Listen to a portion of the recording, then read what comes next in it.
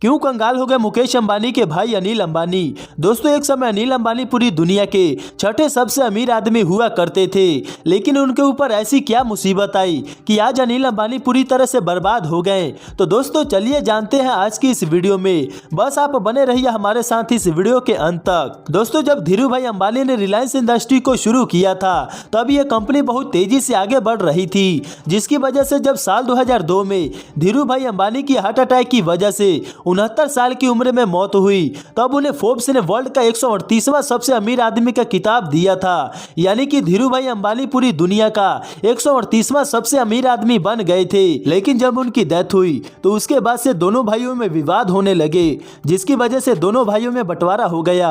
उस वक्त मुकेश अंबानी को Reliance industry limited, Reliance petroleum, IPCL जैसे पुरानी कंपनियां मिली और अनिल अंबानी को मिले Reliance communication, Reliance energy, Reliance capital और नेचुरल रिसोर्सेज जैसे नए और बड़ी कंपनियां मिली। इसीलिए सबको ये लग रहा था कि अनिल अंबानी कुछ ही सालों में अपने बड़े भाई से बहुत आगे निकल जाएंगे, और हुआ भी कुछ ऐसा ही, क्योंकि अनिल अंबानी उस वक्त दुनिया के छठे सबसे अमीर आदमी बन गए थे।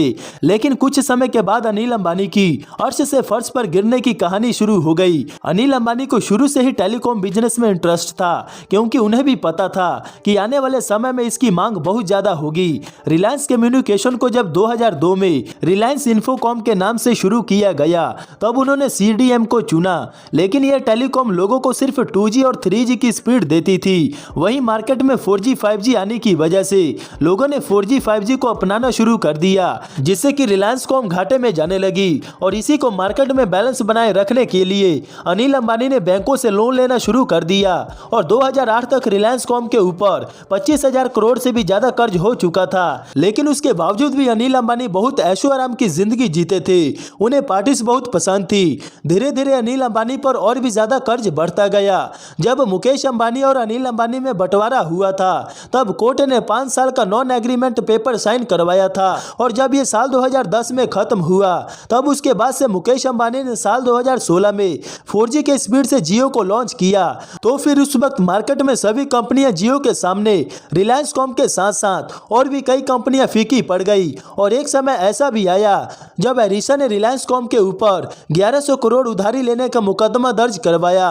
तब सुप्रीम कोर्ट ने कहा कि अगर अनिल अंबानी 1 महीने में एडिसन को पैसा वापस नहीं करते हैं तो उन्हें जेल जाना पड़ेगा। अनिल अंबानी के इस मुश्किल हालात में मुकेश अंबानी ने सामने आकर उन्होंने अपने भाई की मदद की और उन्हें जेल जाने से बचा लिया।